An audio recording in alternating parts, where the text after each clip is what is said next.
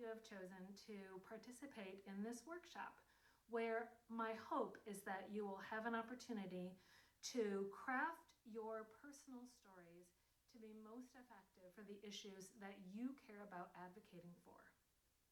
So often, what we hear, those of us in the advocacy world, is that our stories are the most important thing, and they are what will make a difference. And I absolutely believe that.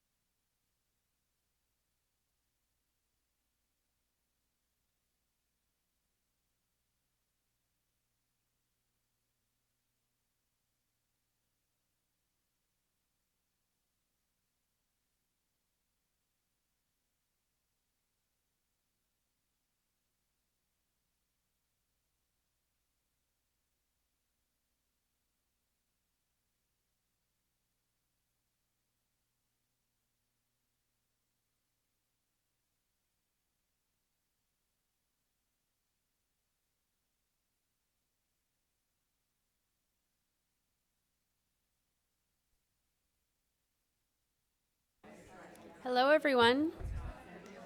We're going to get started in 1 minute because I'm going to go get myself some water.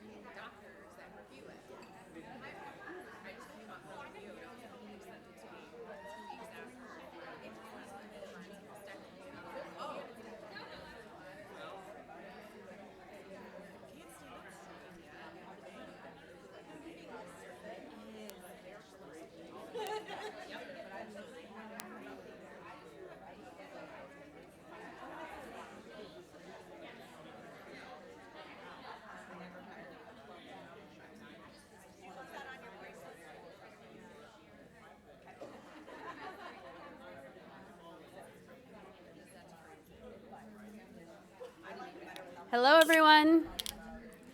I'm glad everyone had lunch and had time to eat, and continue eating. Please don't feel like you need to stop everything. So this is the second half of our training. We're going to be focusing on telling your story. And we have talked about it over and over again about how important it is to tell your story and how effective it is to tell your story. But sometimes actually figuring out exactly what to say can be hard. It can be hard to figure out what to leave out. It can be hard to figure out what to include. And it can be hard to figure out exactly what the receiving end would be most impacted by hearing, right? So I just wanted we're going to take the next session to be able to really dig into that and give you some tips. But I want to start by having Wong, one of our board members, come up and explain what it was like for him to tell his story on the Hill. Hi, everybody. Yeah, so it's incredible. I'm a board member, and Alpha actually recruited me 2 years ago because I showed up at Stampede. And It's more than showed up, more than just showing up. But first step, show up. For sure. And it was, so I wanted to give a little bit of a story. So when and this is one story that started at Stampede last year. So we talked about Taylor and Michelle were talking about having a good authentic conversation and building that personal connection, right? And honestly, if you don't remember anything else, just having a real conversation and making sure your story is told, and having a human-to-human conversation with the staffer or whoever you meet with is super important. And that's exactly what happened last year when we were at Stampede. We met with an office for Mike Levin, one of the Congress folks for California. And even though I wasn't a constituent, I was part of that meeting. And the staffer, had the health legislative aide, Eileen Lee, was really good. She was really attentive. She listened in, leaned in. But we told our stories, and my wife was someone who lived with 10 and a half years of inflammatory breast cancer. She's no longer with us, but it was, I was just telling her that the connection as a caregiver, but also what it means to just understand more about the disease, and knowing that it affects many people. And obviously we had connections to all the bills. So I just kind of told it in my own way. So she remembered that. And 6 months later, when we had the Groundswell virtual event, right? And I connected with her again. We got on her calendar. First of all, she responded immediately. It's absolutely. I remember the story. I remember all the one who showed up. It was within probably half a day, we were on their calendar. So that connection carried along. But even more incredible is when we got on the call, right?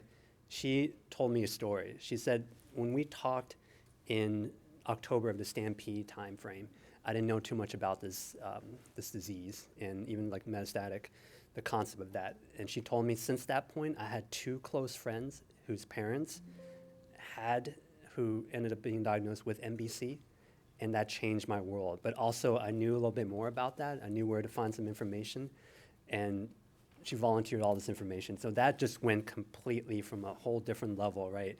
And from that point on, the conversation was incredible, right? It's we didn't need to remind, she already knew, and she already told her boss. So we just continue with that, and it gets even better. So after that, I sent her a thank you note. I just said, personally, I feel for you. I give her my personal information. You reach out to me as a person. If you need any of your friends to connect with me, I'm happy to not through just METAvivor, but help you connect you locally or whatever. Just let me know, what can I do to help? She says, yeah, and thank you for that. And a couple months later, she actually said, my boss just signed on to the Metastatic Breast Cancer Access to Care Act. Why don't you let you know that? It came out, we signed it. And also another fact that he got appointed to the Appropriations Committee. And he knows about these things, and he's gonna try to do whatever he can. So it's stuff that I didn't have to reach out for. She brought it back to me, and we continue to have these conversations, and that's kind of one of the things where our voice carries. It means a lot. And we talked about Gen Z or Gen Y, or just the younger folks. But I'm gonna say they're working because they want to make impact in this nation, in this world, right? And sometimes they don't know everything, but don't underestimate the power of a true kind of conversation with them, right? And they're, like I said, sometimes you'll go through a couple, but the one that hits will hit. And it's be optimistic, continue to have your conversation, trust in the people, and just trust that you have impact in any story that you bring. So again, show up, be authentic, and keep things top of mind. All right. Yes.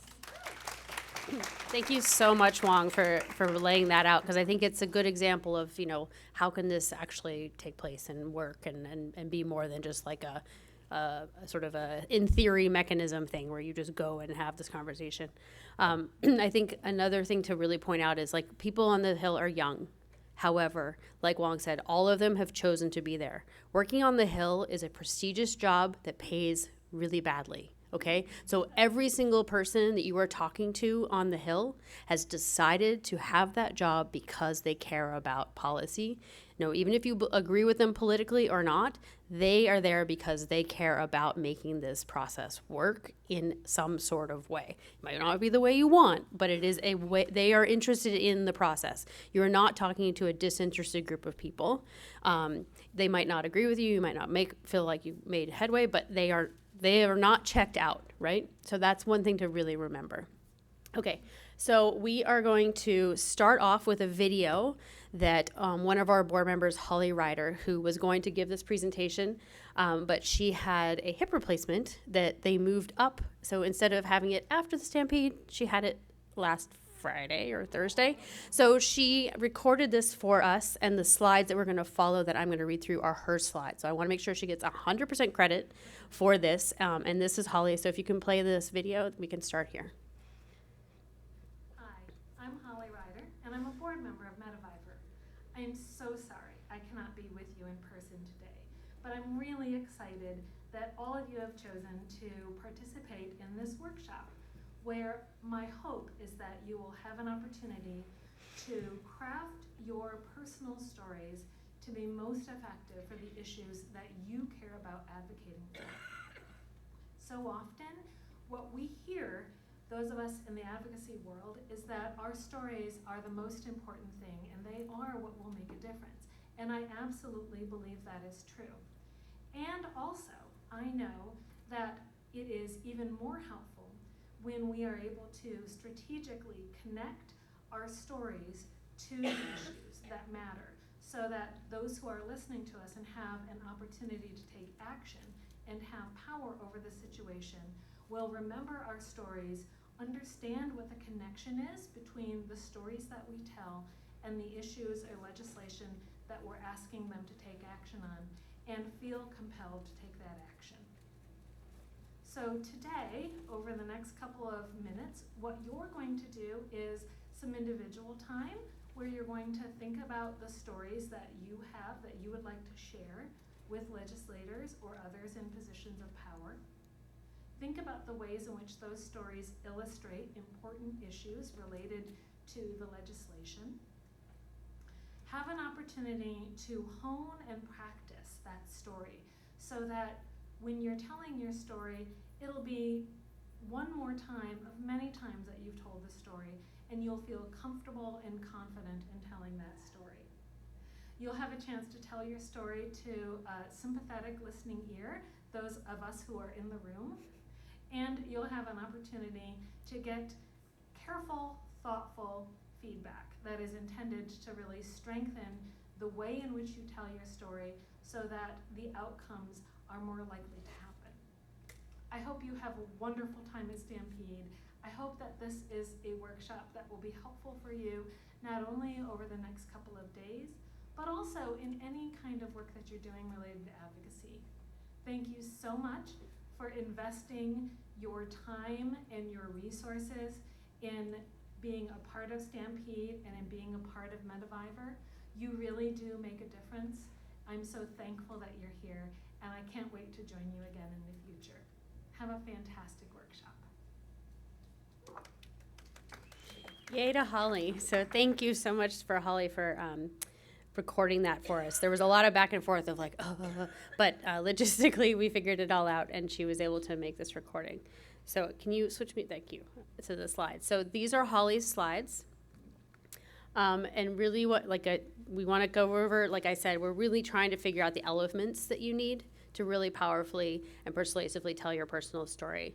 And there's unique stories that connect to the advocacy goals. So each of you won't have an amazing oral parody story, right?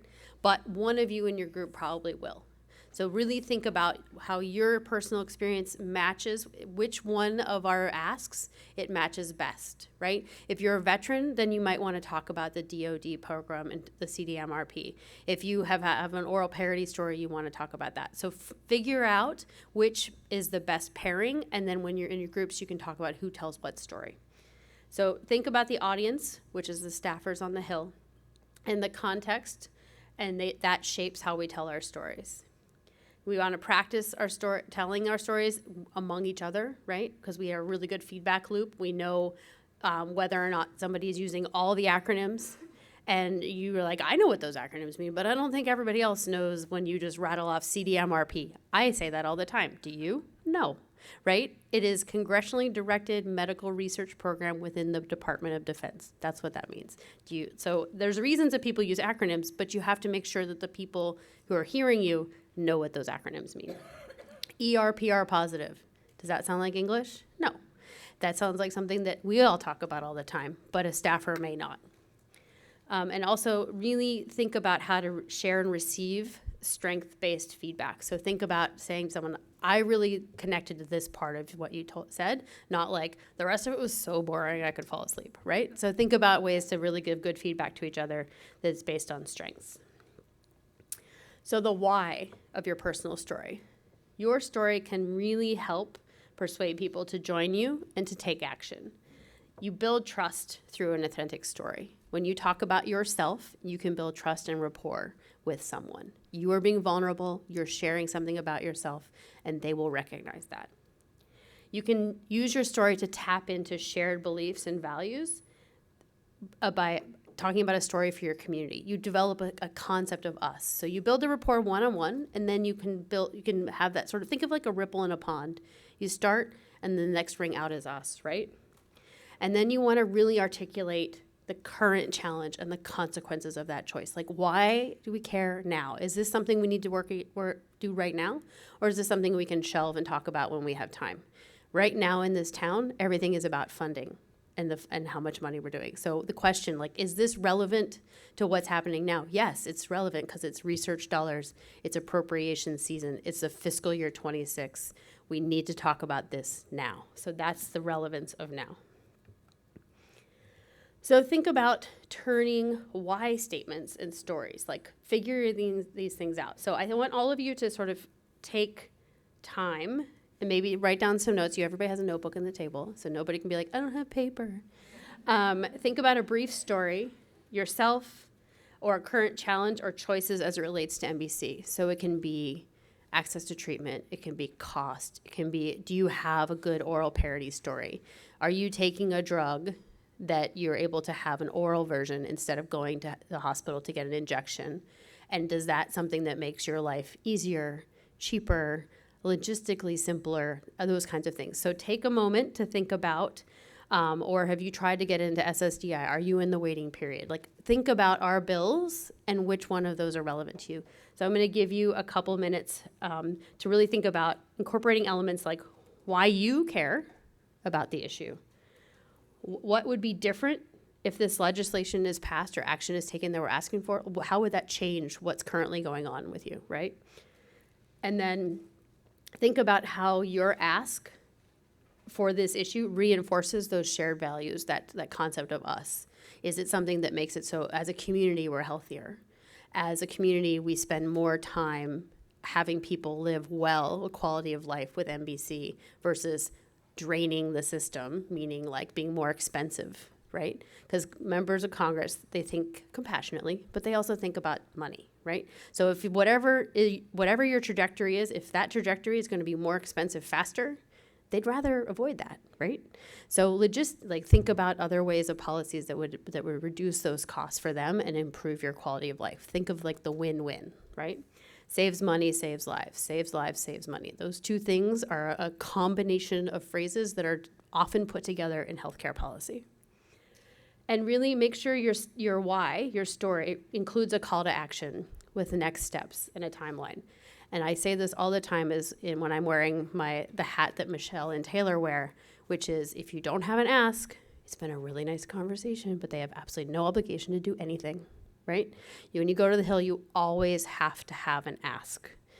because otherwise they can say, this was so nice, it was so good to talk to you, and then they're completely off the hook and they have no homework, right? You want to give them homework. The homework is the ask. So take like 5 minutes. I'm going to look at my watch. It is now 1:27. So, no, 1:37. And so at 1:42, I don't have my glasses on, so I'm squinting at my watch. At 1:42, I want you to have wrapped up your sort of note-taking. Like, just think of this as your sketch time. Take a whole page, write down some things. They don't have to be coherent sentences, but think about these elements that you would include in your story. And I'll leave this up so you have your cheat sheet.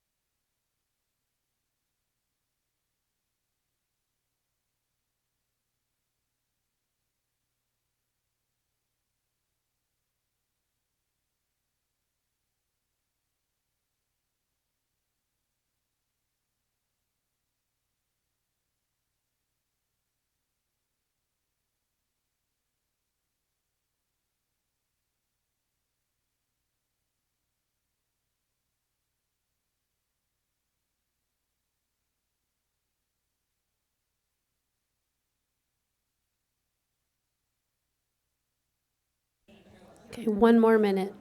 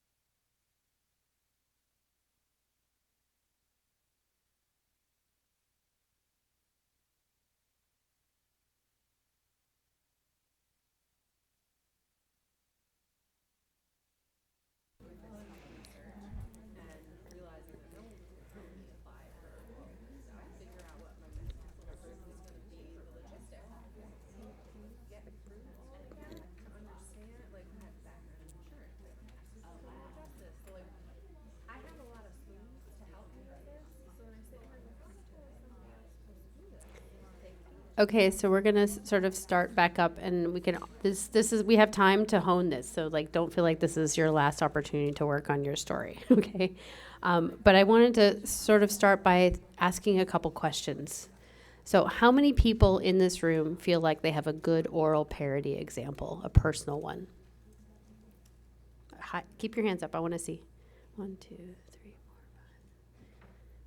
5. Okay, we have like 12 people. Yeah, that's great. That's great. I mean, it's terrible, but it's really good that we have these stories. Okay, I'm going to share mine real quick. So I'm an early stager, but when I had ACT, adriamycin cytoxin, I try not to say just, I'm talking about speaking English again, right? When I had chemo, I had a pre-drug that went through my IV, and I had an incredible reaction to that drug. And they're like, oh, well, there's an oral version. And I was like, great, I can take a pill and not have this thing burn my veins. That'd be wonderful. That oral version cost $800 each time.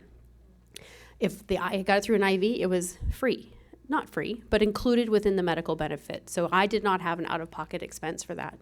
But I had a personal out-of-pocket expense of $800 each time for that oral pre-med that would keep me from being super nauseous, right?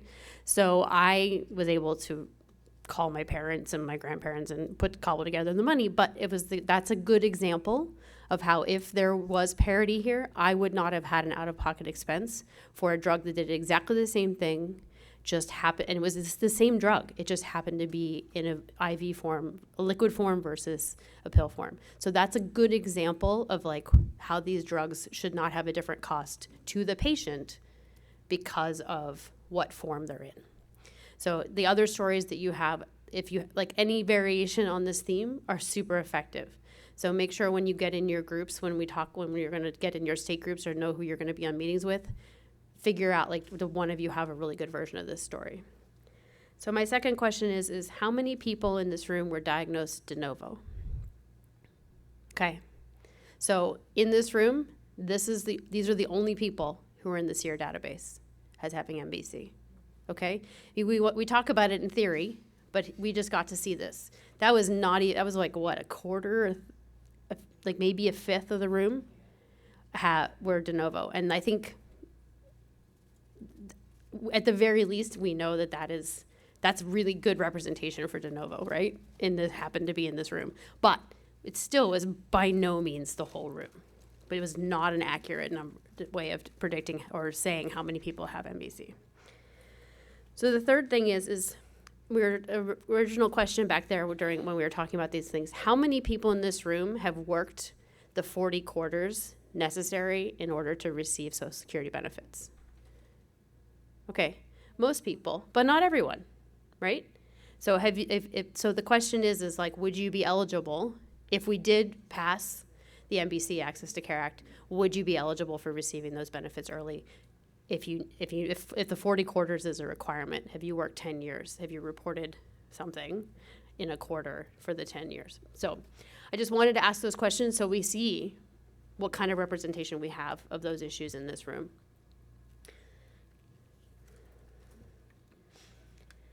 So think about, these are Holly's slides, so I apologize if I don't do them perfectly. So also thinking about you have a lot of stories, right? So which one of them are the best to use in this situation? If you can jot down 1 to 3 just sort of ideas of personal stories that are important to you and that you would feel comfortable in sharing in a public forum. We're gonna take some time. I'll give it the 10 minutes because it's 3 stories. I'll give it 8 since you already had work time the last slide that I probably wasn't supposed to give you. Anyway. Take 8 minutes and think of 3 different personal story ideas that are important to you. And this isn't just stories that are specific to the legislation. This is like what it means to be an MBC patient, right? What is your life like? What trajectory are you on that you're not anymore? What things have you had to change? What things are a reality that takes precedence over other things that you want to be doing? Do you have logistical challenges that you really have to navigate and change now? Like those kinds of stories. So think of 1 to 3 personal stories about how having MBC has changed your life, impacts your family. It can also be about your income, your job opportunities, things like that. Just take the time to think of those kinds of stories. Yeah, Kelly? I just want to remind everyone that these need to be brief stories. This is not the, in January of this year, I started this treatment, and then in June, I went on to this. These are brief stories. And again, like Alvin just mentioned, it can be about all sorts of things. I missed half my kids' soccer games because I was in treatment. I lost my job, etc. But we want to keep these things, these stories should be brief, short, sweet, to the point.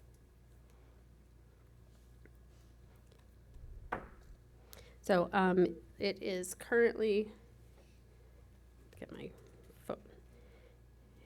It is 1:49, so at 1:58. I'll call you back.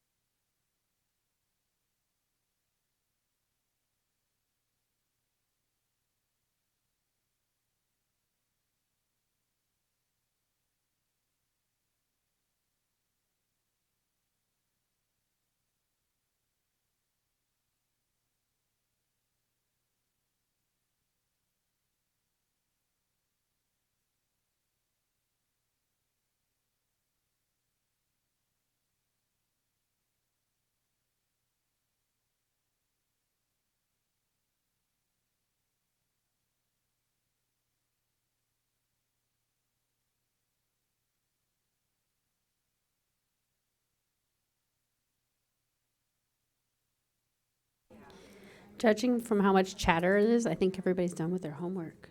I feel like a teacher.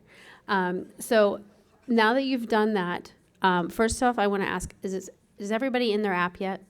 Does everyone have their app yet? Okay. For the next part, which is going to be a bit of an exercise in what story to share, if you can pair up with the people that you're going to be with tomorrow, that would be ideal, right? So if you can open your app, and remember, if you could go in and find a meeting, you click on the meeting, and then you scroll down to attendees. Does everyone, I'll wait for everybody to get there, but like scroll down to attendees and see the name of the other people and they're going to be in the meeting with you. And we're going to take a couple minutes for you to find those people. And so you can sit with them to do this next exercise.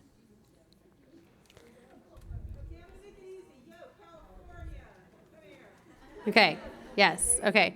You can do that. Feel free to stand up and name a state and then do that. Pennsylvania is back there, okay. The Ohio call of OHIO is over there. The call of recognition, the call and response has been done. I like this.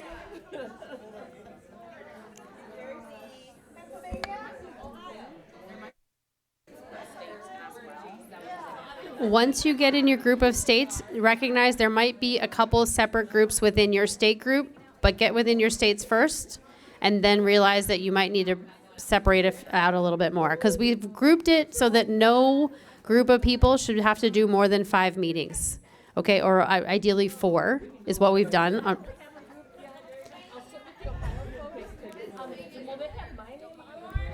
There's a New York is standing sort of at the bend. Oh, there's New Yorkers over here. Whoever has Nevada. No, you're with me. Yeah, yeah. So you stay there, Erica. Just stay right there.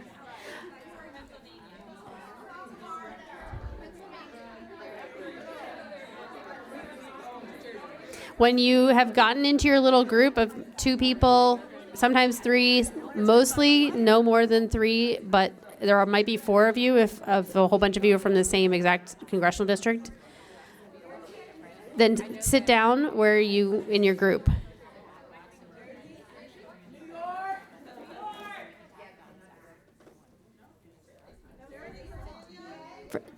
Virginia, okay, Virginia's going to find each other. New York is over in the corner by the camera.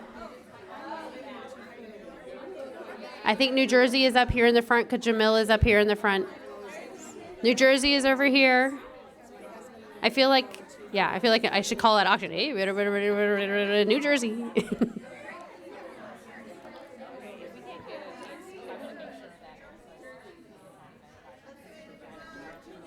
Okay, Pennsylvania. Does anyone else from Pennsylvania? We have a Pennsylvania person right here. Is there anyone else from Pennsylvania? Oh, okay. Go back to the middle. Go around the corner. Oh, you're recruiting. Oh, they're all back there.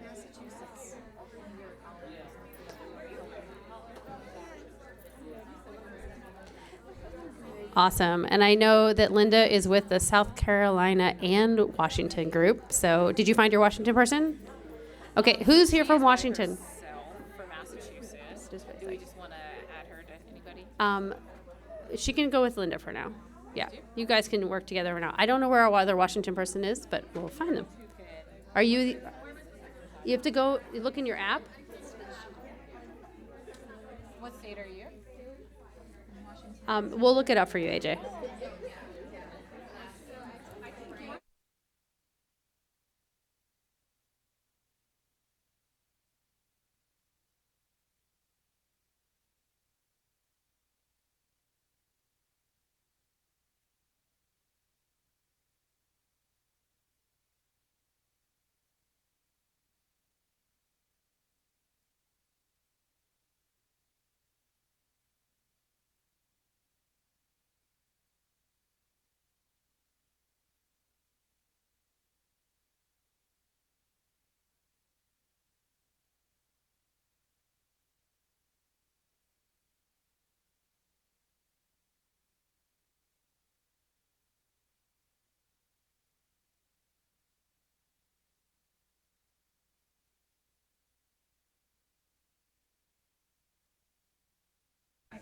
Is Caroline Corum here? Yeah, Corum, Corum. Okay, that's okay.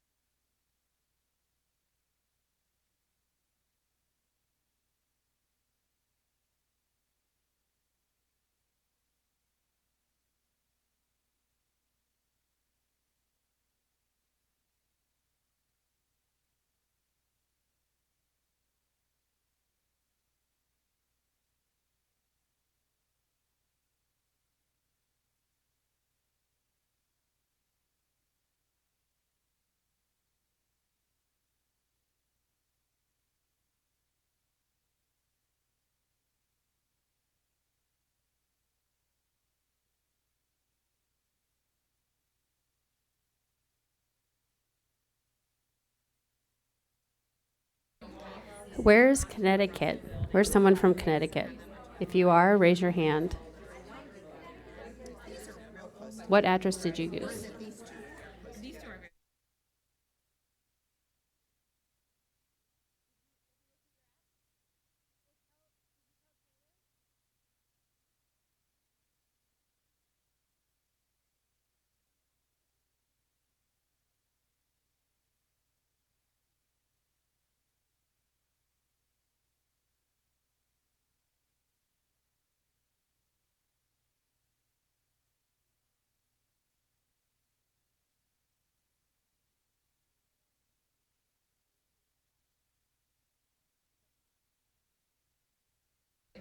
Is Lisa Bacchus here? Lisa. Is there anyone named Lisa? Okay.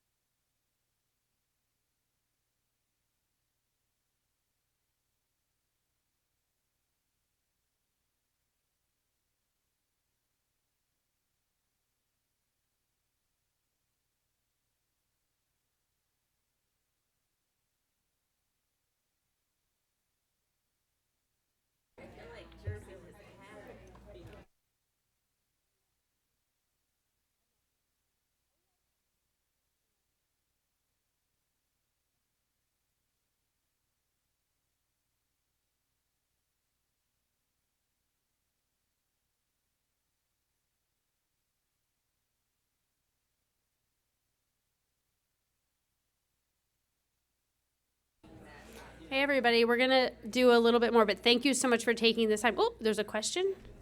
What? Okay, I'll answer it. Hot mic, answer the question. Other Pennsylvania people. I think they're in, Pennsylvania people, raise your hand back there. There they are. Okay. A little matchmaking process here. This is awesome. So, a couple things I was thinking about while you all were working on this, and other things that I've overheard. Excuse me. Thank you. Other things that I overheard and things I was thinking about while you were working on things is, the question is when do you make the ask? Do you start with the ask? Is it at the very, very end? When is the ask? So what I would recommend is first you introduce yourselves. You say your name and where you're from, city and state, because that way it is very clear to the staffer right away which person in that room is their constituent. So say your name, city, and state right away.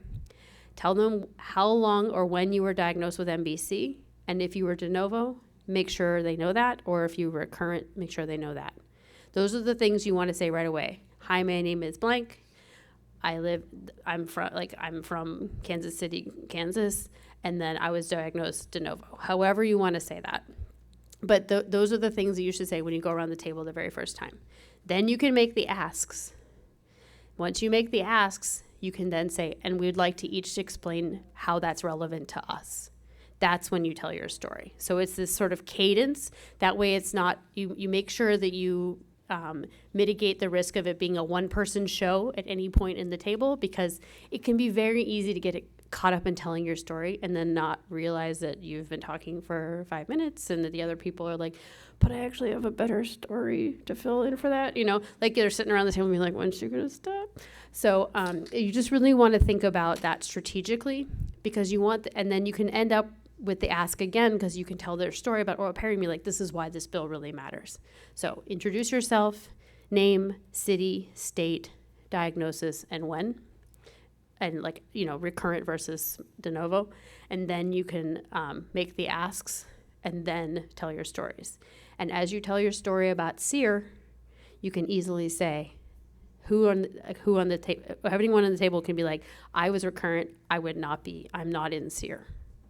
I was diagnosed de novo, I'm in SEER, but everyone else at this table is not. That kind of thing. Those kinds of things are really impactful in terms of having a very succinct meeting. Kind of like Taylor said, at the end of the meeting, you can say, this meeting has been 30 minutes. Every 13 minutes someone dies. 2 people have died during the course of this meeting.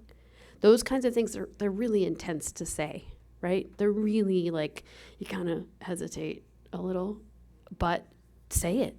Because those are the kind of things that people write down. I have been a staffer. I was a staffer for 6 years doing healthcare policy, among other things. I have certain things that I wrote down from meetings because that one sentence or one phrase really stuck with me. And those are the kinds of phrases, if people went around the table and said, I'm in SEER, I'm not in SEER, I'm in SEER, I'm not in SEER, I would be like 8 people at the table, 2 in SEER. I would write that down.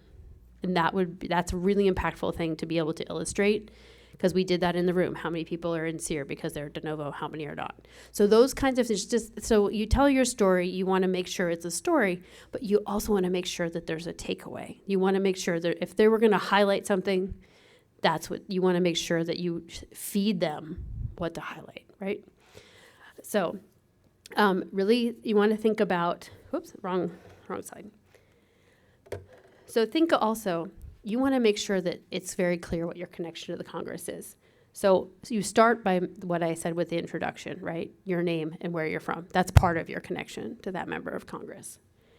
But you talk about, once you're in the conversation part of it, why you each are speaking about a bill that is most relevant to the story that you can tell, right?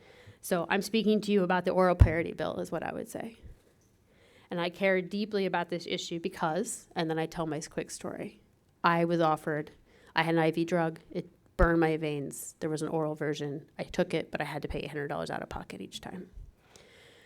So that's my why. And I believe that you should care about this because, so for the oral parity, it could be because the state of Maryland has already passed this as a legislative priority. So I'm covered. now. Like if this happened to me now, I would be covered, but people in other states are not, and that's not okay. It shouldn't depend on where you live, whether or not you have access to this oral parity, right? So that's why you should care. And a lot of times people, members of Congress, some of them have come up through the state legislature, so they might know this, or they understand the value of like the state did it, so then we should. Sometimes that can be something that pulls a member of Congress from like, should I care, to, oh, the people in my state think this matters. And so the lawmakers have said this matters, so then I will do this at the federal level. They don't usually take like, oh, it's covered, I don't care anymore. And then specific ask. I'm asking for you to co-sponsor this bill in order to address this problem. So make sure, like I said, you make sure they have the ask. Otherwise, it's a very pleasant conversation that they have absolutely no obligation to follow up on. You want to make sure to give them homework. So think about, each of you should write sort of your sentence. Just write it out, because once you write it out, it'll roll off your tongue a lot easier tomorrow, right? So write down your sentence really quick. Why you're speaking about the bill. I'll give you like 5 minutes to do it, because that way you can write it out neatly, and then you'll be able to read your own handwriting. Because I know me, if I do something quickly, I can't read my handwriting after I'm done with it. The more you practice, the more you internalize it, and then it becomes easy. And then the conversation flows and you're not nervous, right? You know exactly what you're going to say.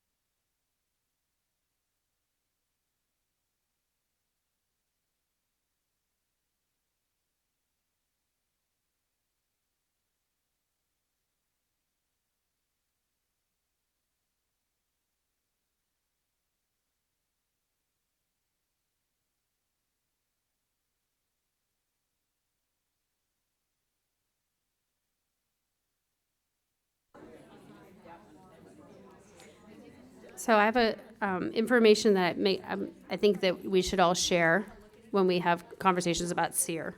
We were talking about how it doesn't cover the whole country, and it made me think that I should read out a list of states that if you're from that state, you can say during your meeting, there is no data from my state reported to SEER. Okay? So I'm going to read out your state, and if it's your state, write it down. Because I'm looking at the map, and I'm just going to read off state names.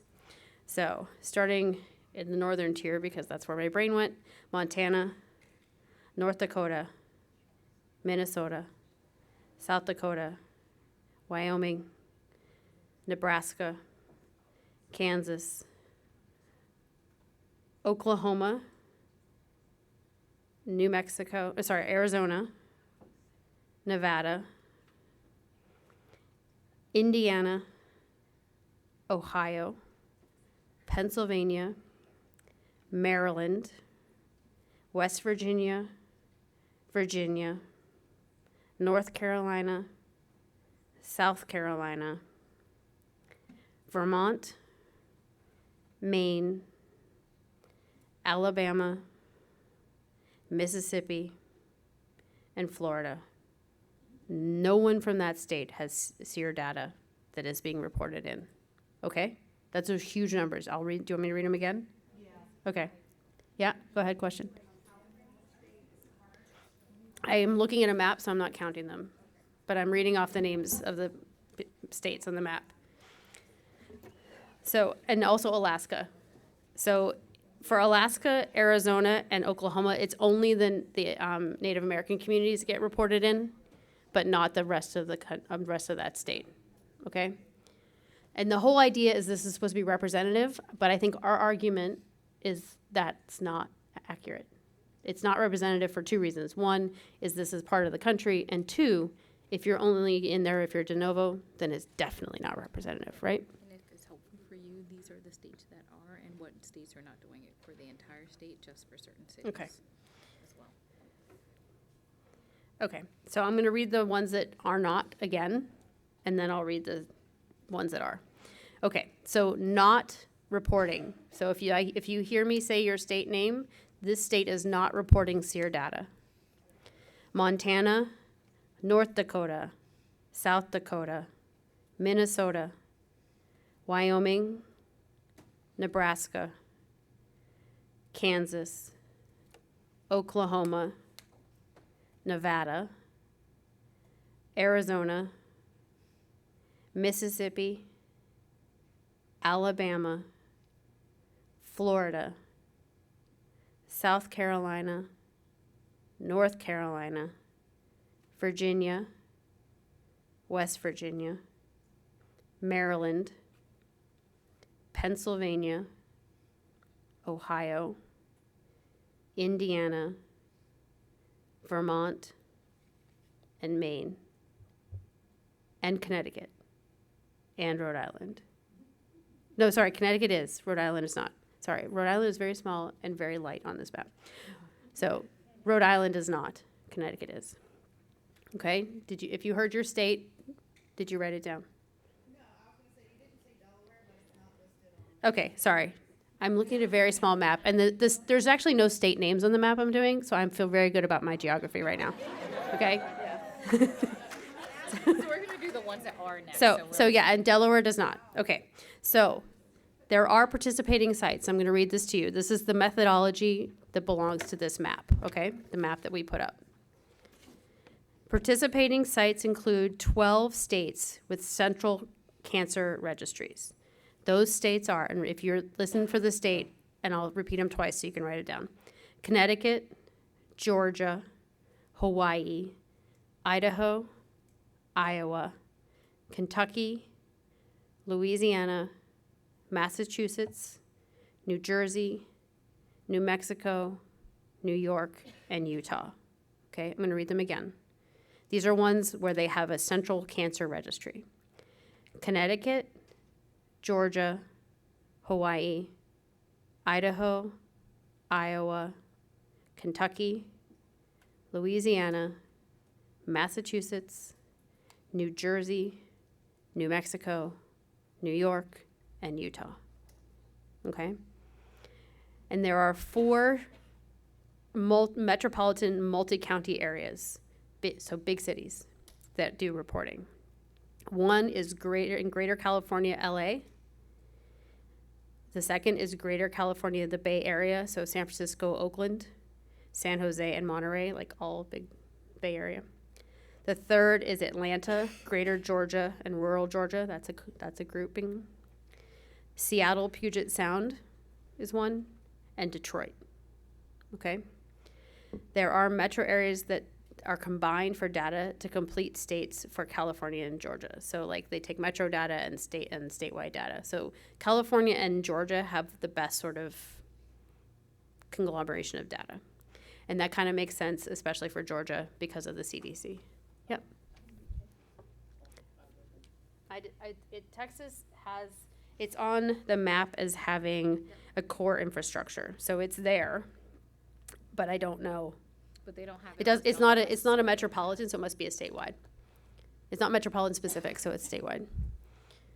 Yep. SEER is managed by the National Cancer Institute. Should we pair this with advocacy and research funding? Yes. SEER the conversation should be combined with advocacy research funding, because you need to have good data to know how many people are impacted to be able to argue for how much of money should go for that research. So it's part of the argument. It's not the only part, but it's part of it. Yeah. But I wanted all of you to have that information so you could easily go in and say, like, this state does not have information in SEER. Do you care about whether or not your state has any information in SEER? And most people will be like, we shouldn't be left out. So it's more of a motivator to be engaged on the issue, as opposed to like, yeah, it's a crappy system. We have a lot of stuff going on. Because one of the things we talked about, Michelle and Taylor both mentioned this, there's a lot of noise this Congress, okay? Like so much noise. So getting through that is really hard. And if you can specifically show how your state or your lawmaker could make a difference in their state or make sure their state is part of the conversation, they're much more likely to engage on it and much more likely to do something about it. So if you can say to someone from Ohio, we're not in SEER. We have Case Western, we have the Cleveland Clinic, we have all of this important, amazing stuff, and we're not in SEER? Like, that's a huge problem. Don't you want to fix that? Wouldn't that make you feel good about being able to say something to your constituents like, I did this thing to make your life a lot better? That's huge, right? So like there's certain things in times like this when there's a ton of noise, one of the best ways you can have an impact on the sort of political philosophy side of things is to point out how a member of Congress can do something and then go back to their constituents and say, look at this thing I did for you. It was amazing. Aren't you glad I'm here? Aren't you glad I did these things for you? Don't you want to send me back, right? Because right now a lot of people are mad and don't want to send their member of Congress back. And every single member of Congress is thinking about how they can do something to keep their job. Every single one of them. And if we go in and say, this is how you're not doing enough to keep your job, they might pay attention, right? You don't have to threaten anyone. You don't have to say anything nasty. You just say, I am not satisfied because these are all the things that you're not doing for me. These are all the things that are not being done. And so therefore, life is shorter. Life is not as good. Life is not as comfortable. I'm economically strapped, et cetera, right? Yeah? So if we tell our congressman that he is not in the SEER database, Yeah? I think that would precipitate a call to NCI. It very well could. Yeah, exactly. And the other thing that's happening that makes me think about something, especially this Congress and with this administration, there's very little that's very few challenging conversations are taking place between Republican offices and the administration in a public way. Very, very few. However, there are a lot of phone calls being made. In this administration, there are so many Republican members who pick up the phone and call the administration and say, this is what I need. This is what you need to fix. This is what's going wrong. This happened when grants were cut off. This happened when any program that's been challenged and it's like gone away and then all of a sudden miraculously reappeared and be like, oh, we didn't actually mean to cut that, or that thing was just temporary. Like all the sort of like pretend oversight, like pretend mistakes about things where something was rectified after it was supposedly cut off. That's because a Republican behind the scenes went and made a phone call, or a couple of them. We're like, what are you doing? This is hurting my people. I'm never going to get sent back to Congress.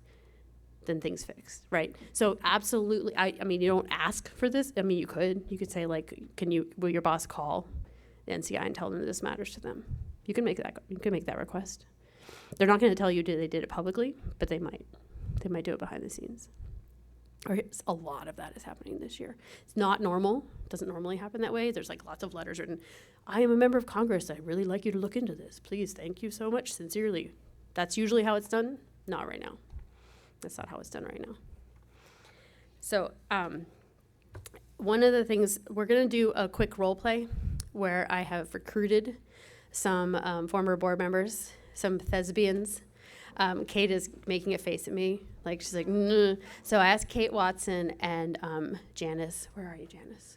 Where'd you go? Okay, Janice to come and help me do a quick role play of what a meeting would look like. So those of you who haven't been in a meeting can see how it would go. We'll do this, and then I'll ask for some other follow-up stuff, and then we can do some questions. Obviously, we have questions all along the way, but we're going to do a little role play. And I'm going to play the role of a staffer because I've been that.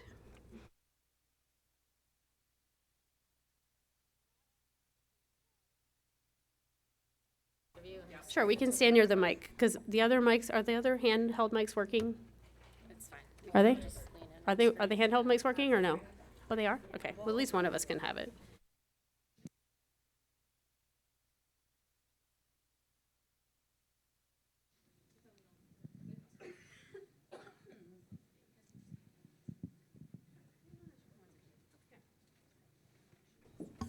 Okay, and the script was written by Taylor and, is there a second mic? Was written by Taylor and Michelle, so thank you to them for writing this script.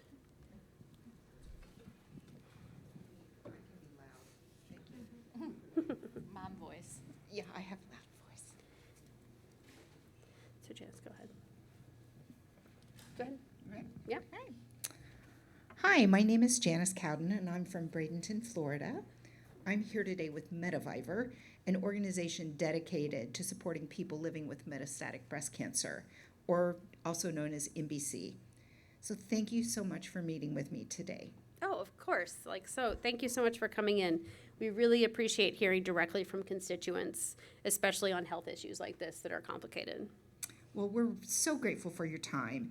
And I was diagnosed with metastatic breast cancer in 2016, and I'm here to share why policy changes are urgently needed to help people like me get access to treatment and live longer, fuller lives.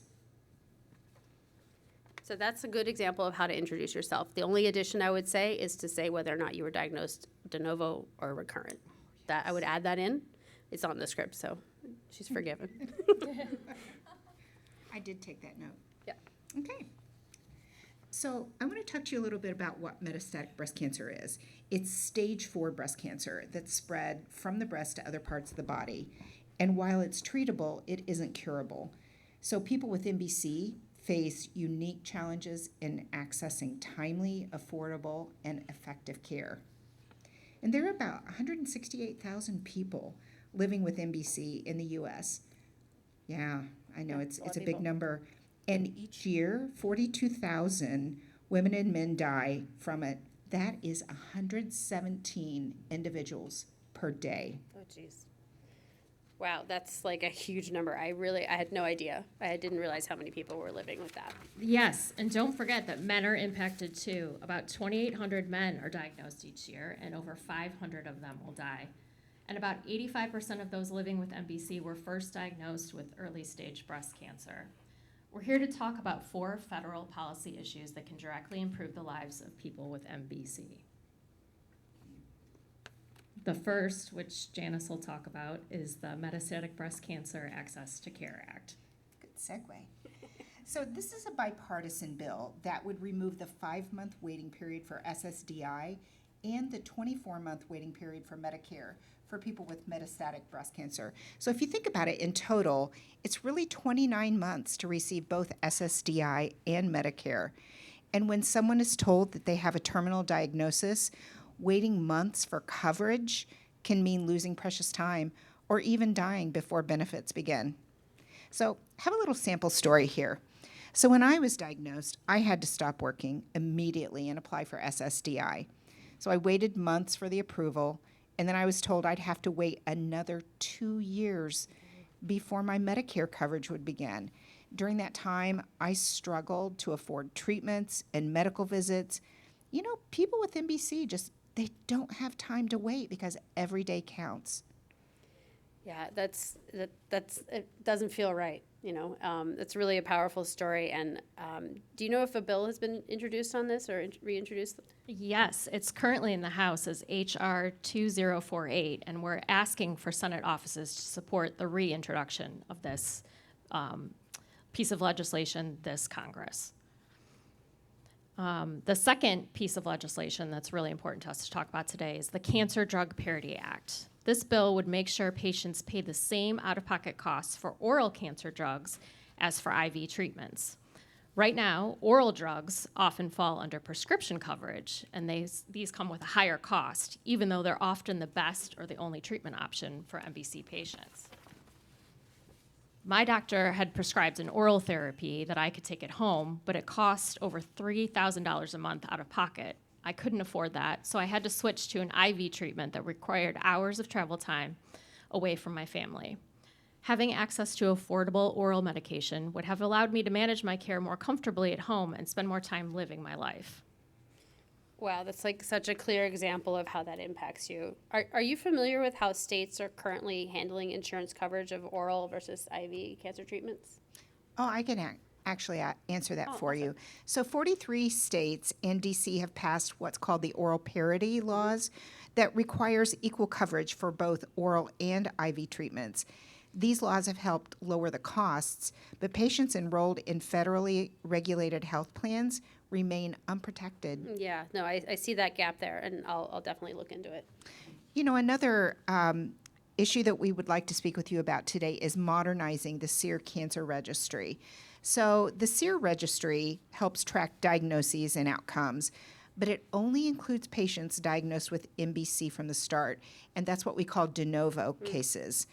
But that means that most MBC patients, those whose cancer returns as recurrent metastatic breast cancer and spreads later, aren't counted at all. SEER only represents about 46% of the U.S. population.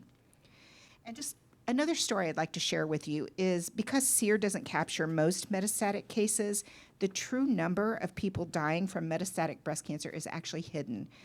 That incomplete data directly affects funding MBC research receives, and currently only 13% of breast cancer research dollars go toward metastatic disease. Without better data, we truly can't understand the scope of this crisis or drive the research that could save lives. Oh yeah, I mean that's something I really hadn't heard before, but I definitely know that if we don't have good data, we can't make good decisions. Like I'm always looking for better data. So if you have that, please do share. Like what would it take to expand SEER or to fix it? It would mean broadening the registry to include reoccurrence data and data from additional states so that all MBC cases are captured. That would make the research and the funding far more effective so that we can make the decisions based off of accurate data. Does our state have SEER registry data? Currently, Ohio does not represent the SEER registry data. And currently, I live in Florida.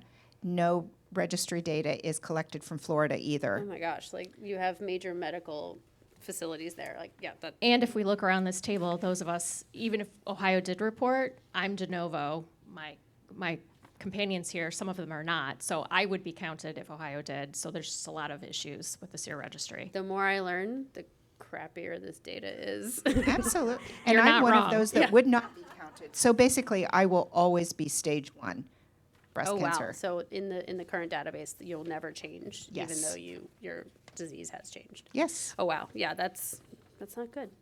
No. We'll see what we can do. So finally, we're calling for an increased investment in metastatic breast cancer research. Only 13% of breast cancer research funding goes towards MBC, even though almost all deaths come from it. To kind of simplify and wrap things up here, we're asking Congress to fund NIH at least $51 billion, fund ARPA-H at $1.5 billion, restore $150 million for the DoD peer-reviewed breast cancer research program. recent advances in metastatic breast cancer research have allowed people like me to live longer, fuller lives. I've been living with metastatic breast cancer for almost 10 years now, which is well past the life expectancy at diagnosis, but we're still not where we need to be. Investing in